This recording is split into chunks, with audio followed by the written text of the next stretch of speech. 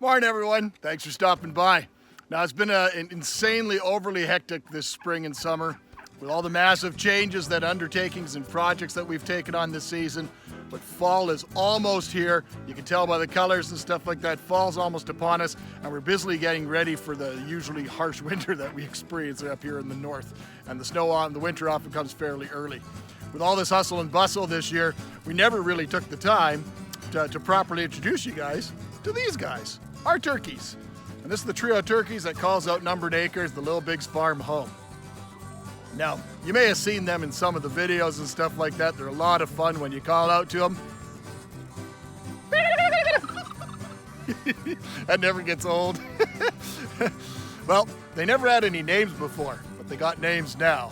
So we thought, they got names now, and they're a most welcome part of our crazy menagerie. So today's video is going to be all about them. So we're going to talk turkey. Hope you'll join me.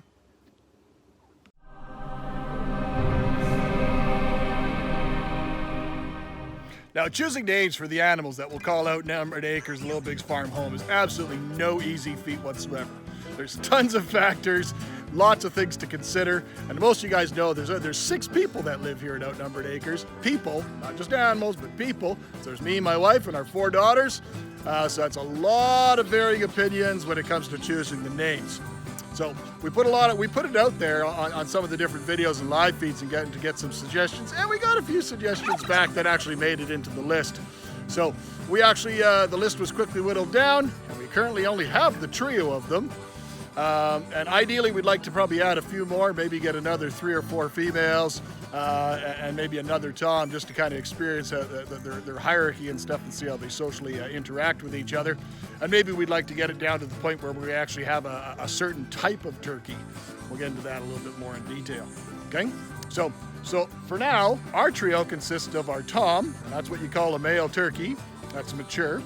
And his name is Stanley. Hi, Stanley. You're making me a liar, Stanley. Stanley! Never gets old. I still love it every day. Now, Stanley is a royal palm turkey. You can see they're characterized by that beautiful black and white plumage and stuff. Yeah, I know I'm talking about birds. I know, it's scary. It scares me too.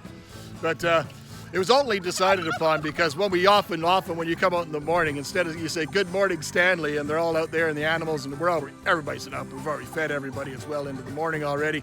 But early in the morning when you wake up and you can say, "Good morning, Stanley," he often calls back. And that's really, really cool to me. So it's a great name for him. Now for our girls, we hemmed and hawed a lot back and forth with names for a while. Because honestly, none of us can tell them apart. So we decided to actually give them both the same name, and they became the Stellas. So these are Stanley's ladies, and they are both blue slate turkeys. So Stanley's a royal palm, and the girls are blue slates. And both breeds are considered heritage breeds. Now, turkeys are not known for being... You're awful noisy this morning, Mr. Stanley. You and your perpetual display.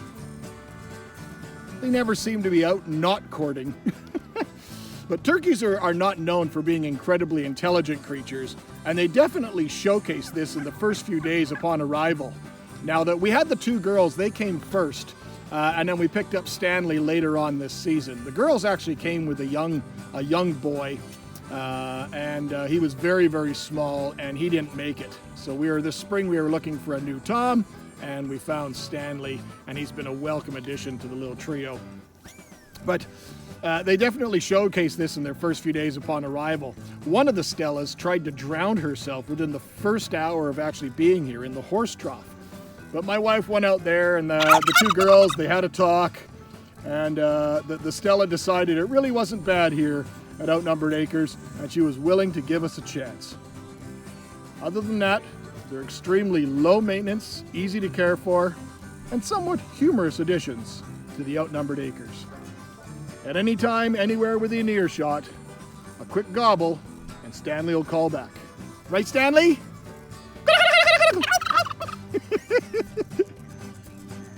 Now, turkeys are not all just fun and games.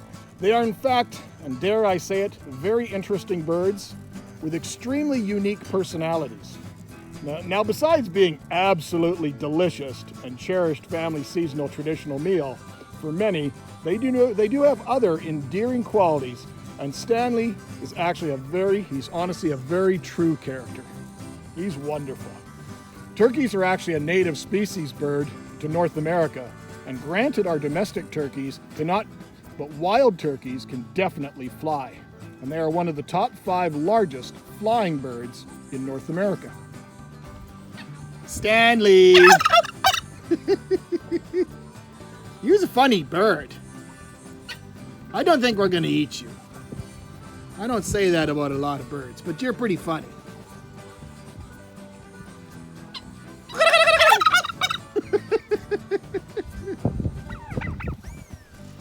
What do you think, Stellas? Is he pretty good? Is he a handsome boy? These treasured game birds were almost driven to the brink of extinction, but their numbers have rebounded, and today healthy, natural populations exist all across North America.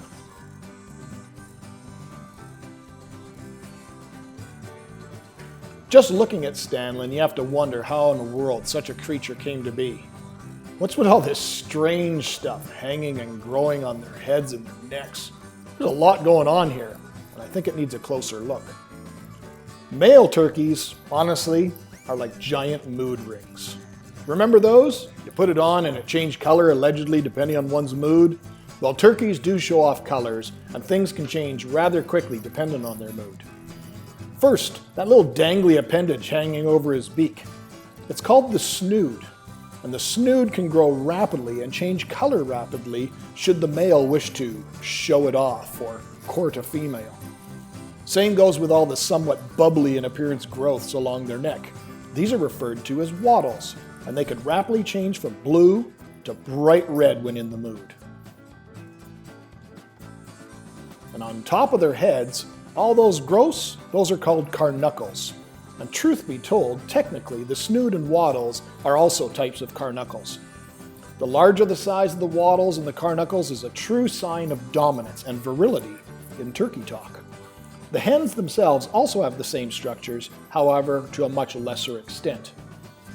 Now, you wouldn't think it with Stanley, but turkeys have a very, very strict pecking order within the flock, and a dominant tom will do everything to protect his flock, even going as far as to fight you.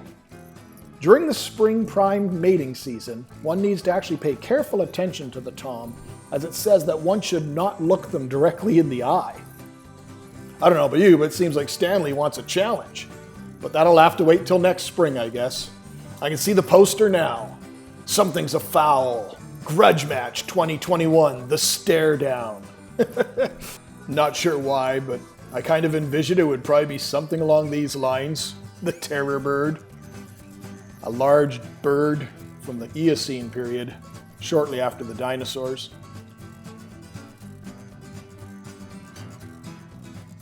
Now, we've had to get rid of a few roosters over the years. Roscoe was our very first rooster that we had, and he was a beautiful well-summer, the bird that's like the likeness is used on the cornflakes cereal box. But Roscoe kept attacking my wife, and I thought it was hilarious. Her not so much, so he had to go. I kept the wife. I think I made the right choice. And we've had a few roosters over the years that have gone after a couple of our daughters, one getting Paisley just below the eye. But I like Stanley, and I really don't want Stanley to have to go where the other roosters went before him. So perhaps we'll just let him be.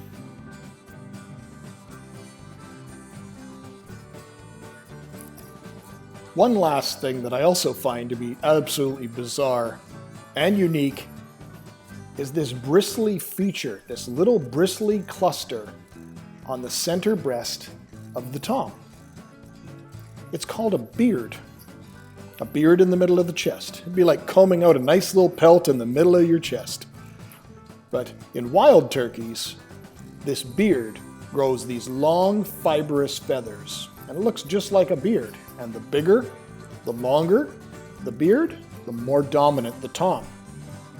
However, I guess in the domestication process, the luxurious, long, flowing, regal beard has gone away, has been replaced with this straggly, unkept, coursed tuft.